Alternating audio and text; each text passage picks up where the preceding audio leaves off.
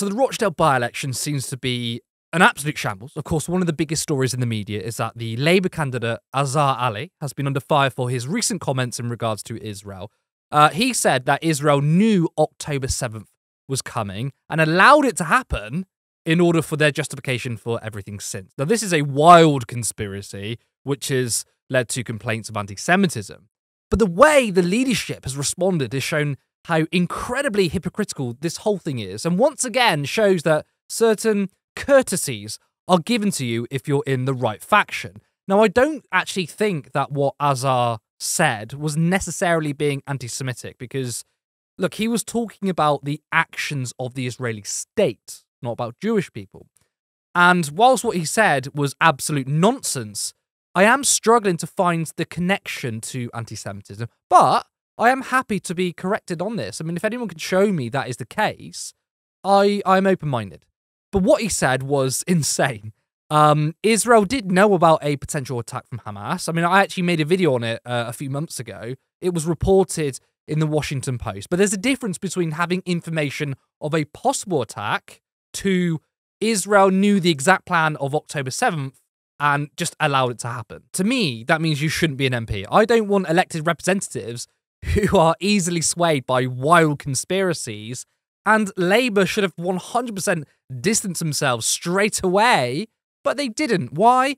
Well, because he's considered to be on the Labour right. And imagine this happened under Jeremy Corbyn, or imagine that Azhar was on the left. All hell would break loose. But instead, we had shadow cabinet members continuing to campaign with him. That's Lisa Nandy pictured with him after his comments came to light. Now, check this out. The national chair of Jewish Labour, Mike Katz, who has been a huge critic of Corbyn's Labour, suddenly not applying zero tolerance to Azhar. He said this on Twitter: Azhar Ali's comments are totally reprehensible, but this close to polling day, electoral law says he will be Labour's candidate, whatever Starmer says or does now. Ali's destroyed his past record of allyship with the Jewish community and has a mountain to climb to repair it. He finished the thread by saying that essentially it's better to back him than allow George Galloway in. But the reply from someone by the name of Sarah Sackman, this is really interesting. Mike is spot on. Azhar Ali's comments are appalling,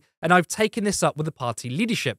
But the prospect of Galloway winning the by-election and gaining a platform to stoke hate and division is even worse. Now that person, Sarah, is running to be the MP of Finchley and Golders Green. You could not make this up. Another candidate standing up for Azhar. Now, Labour have since distanced themselves from Azhar, but they're going to have to do the same for Sarah, right? I mean, is a tweet going to be ignored? She literally tweeted in support of him.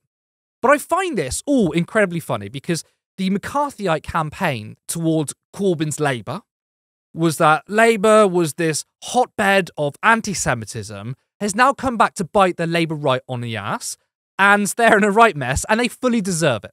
Starmer should have distanced himself from Azhar straight away. His comments were conspiracy nonsense, yet initially there were people backing him. At the same time, left-wing MPs such as Kate Osamor and Andy MacDonald were expelled straight away despite their statements being correct or not controversial. Andy MacDonald was suspended for saying the words "from the river to the sea, Israelis and Palestinians should live in peaceful liberty." What's wrong with that? And Kate was suspended for calling the genocide of the Palestinians a genocide. So she's correct. There have been many examples of the Labour right doing anti-Semitism, and all they get is a slap on the wrist. Now, yes, eventually Lotto broke away from Azhar, but that was after hesitation, and because the story's in the media. I guarantee you this wouldn't have happened had the media not picked up on it. Now, other people from the Labour right or figures in the media who dunked on Corbyn 24/7, what was their response? Dame Louise Ellen, who left the Labour Party in 2019 and actually advocated for people to not put Corbyn in Downing Street because of anti-Semitism, she's on the Labour right. She said this: I am appalled at Azhar Ali's comments repeating outrageous and deeply offensive conspiracy theories. It is right that he has given a full apology. I have known Azhar for over 20 years, and he consistently supported me when I was subjected to anti-Semitic attacks. I have always found him to be an ally, which makes these comments out of character. He should now have the opportunity to work with the Jewish community to restore the loss of trust his actions have caused. Oh, it's just out of character. Okay, then.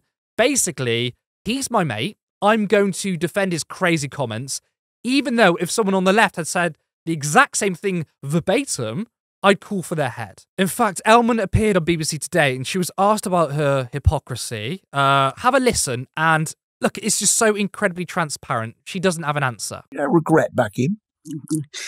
Well, the Labour Party has taken the right decision now. I was very shocked when I read about and heard Azar Ali's comments. And I was very shocked because they were really at odds with my experience of him over a period of 20 years, where he consistently spoke out against extremism, against anti-Semitism, worked in the organisation Muslims Against Anti-Semitism, and incurred a lot of enemies in his local Labour Party for doing that. So against that background of my own experience with him over a very long time, I was shocked to hear those comments. When I looked at his apology, I could see it was a proper apology, apologising for what he'd said, not apologising for a form of words or for, as some people sometimes say, any offence caused. But it is very shocking. But you backed him and the party leader backed him and then changed their minds. Well, I said that I was concerned to hear this. I thought what he said was absolutely deplorable, but really went right against what he'd been doing over 20 years that I'd known him, and on some occasions even worked with him. I think what people in the Labour Party who were Jeremy Corbyn supporters are shouting at their radio now is you back people on your side and you undermine those who are not. Mish Rahman was on The World Tonight on Radio 4 last night saying that when somebody of their leadership faction commits anti-Semitism, they have to be dragged kicking and screaming to do the right thing. That's what happened, isn't it? Keir Starmer had to have his hand forced. Well, the right decision has now been taken. But when I looked at what was said, I certainly condemned it, absolutely condemned it. But I did find it in contradiction to my experience of what he had actually done over 20 years. But I think the situation was complicated by the Rochdale by-election and the legal inability of Labour to put a different candidate up. But now, despite that, Labour's support for Azar Ali has been withdrawn. I think it's right to do that. That is astonishing, isn't it? Now, we have Adam Langelben, who he worked for Jewish Labour Movement and was a former Labour councillor. He tweeted this: "Tough choices in real politics. It's quite clear that Labour's candidate in Rochdale shouldn't have been, nor be the candidate now, but legally he cannot be removed.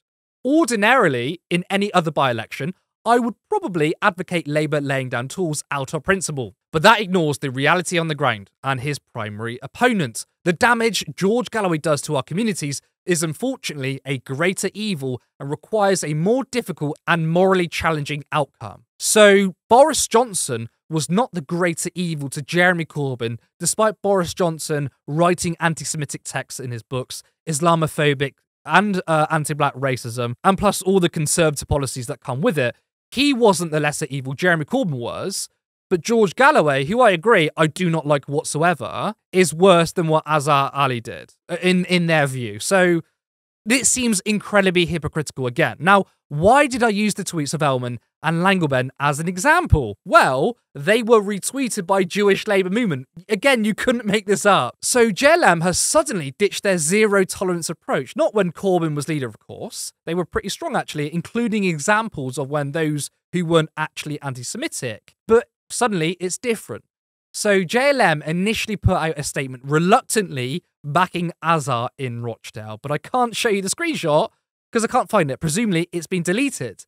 Instead of disavowing Azar, they waited for the Labour leadership to do so, then they changed their position. It is absolutely incredible. But Labour and affiliated groups apparently have an excuse. They are distancing themselves from Azar now due to new information. Again, they should have distanced themselves straight away. But what is this new information? Well, I haven't found any of this so-called new information. But if anyone in the comments has, please drop a link. Now, let's look at one of the biggest mainstream media journalists, Robert Peston. I saw a tweet, and look, I didn't read the whole thing because it was a bloody essay. But here's the first part of it. It's really interesting. Since becoming Labour's leader in the spring of 2020, Sir Keir Starmer has been focused, ruthless, and lucky. He purged anti-Semitism, shifted Labour to a more electorally credible centrist position, by marginalising the left of the party, which included the symbolic expulsion of his predecessor Jeremy Corbyn and revelled in the Tory government splits, incompetence and ethical failures. His reward has been a massive lead in the polls and a stream of by-election victories. Now, within that tweet, he made a claim that Starmer purged anti-Semitism. We hear this all over the media. Starmer has changed the Labour Party. He's clamped down on anti-Semitism, which is why presumably a lot of the media are shocked at what Azhar Ali said. But I'm sick of this bullshit lie. It's client journalism at its best. This "he purged anti-Semitism" is a bold claim, yet we have seen no evidence of this. Now, Peston is absolutely right when he said that expelling Corbyn was symbolic, because this whole Labour isn't anti-Semitic anymore without proving how and what structures have been changed means there's a lack of substance. That means the whole thing has been symbolic the entire time. When you follow the substance, you'll quickly realise that Corbyn's Labour wasn't uniquely anti-Semitic. It actually harboured less anti-Semitic attitudes than many other parties, including the Tories, and many of the accusations were trumped up for political gain. So the question now becomes, how can you make meaningful reform on anti-Semitism when it was never the crisis it was portrayed in the media? So it's no wonder that this purge of anti-Semitism has no substance, when the media narrative has been that Labour is a hotbed of anti-Semitism, despite statistics showing otherwise. So instead, this leaves you expelling and suspending more Jewish people than ever before for having anti-Israel views in order to pretend that the new leadership is clamping down on this anti-Semitism pandemic. This is what Keir Starmer has done. But this was all factional. Starmer could have worked with Corbyn and continued to address anti-Semitism in the party because it did exist, even though the scale was dramatically overstated in the media. But did Keir Starmer do that? No, he didn't. Starmer and Lotto don't actually care about addressing anti-Semitism. They just wanted to signal to the media they weren't Corbyn anymore. This is why we have the case of Azhar Ali and the subsequent mishandling of it, because the underlying issues of tackling racism hasn't been addressed. Corbyn wanted to democratise the party, have more grassroots voices, rather than have leadership stitch-ups, which have happened en masse under Starmer. So it's all well and good that client journalists and Labour right figures say, well, we need more checks and balances on potential candidates in order to prevent another Azhar Ali. Well, you got what you wanted. Because under Corbyn, he wanted more democracy, and having more democracy in the party is part of having said checks and balances. Starmer has been fast-tracking people from the Tony Blair Institute, you know? Candidates hadn't been chosen on merit or anything. They just belonged to the correct faction. Now, if the media were entirely consistent, hell would have descended on Starmer, as they did with Jeremy Corbyn. But guess what? The media doesn't give a shit about anti-Semitism either, so they handle Keir Starmer with kid gloves, because he doesn't come from the left. To this day, pro-Palestinian Jews are maligned not only inside the Labour Party, but across the whole political landscape. And the irony of dealing with this anti-Semitism crisis in the Labour Party has actually led to more anti-Semitism. This is where extreme factionalism has got us. More anti-Semitism, and the increase of other forms of racism, the purging of actual decent candidates in favour of yes men, with the media largely backing it all, because the number one goal this whole time has been to try and eradicate the left from the entire political landscape, and those who've been caught in the crossfire has been the Jewish community. If you enjoyed this video, make sure you like and drop a comment. It's good for the algorithm, and I'm interested in what you have to say. If you're not already subscribed, please do, and hit the notification bell. You can also support this channel by becoming a member for 99p per month. And if you're feeling a little more generous, then you can support us on Patreon for £3 or £5 per month. This channel for a while has been uploading every single day, and it's quite a lot of work that is still voluntary and scheduled around my paid work. But I have so much ambition, expect in the future to see more variety in content, such as interviews and Vox Pops. But I want this to be a fully fledged media organisation where not only is this my full-time job, but to have multiple people working for Turn Left. I like to see a live show in the future, more content that delves into culture, history, and much more. But that can only be done if there's money. So please, if you can, support us in any way that's in your capacity. And thank you to existing members, subscribers, and patrons. See you next time.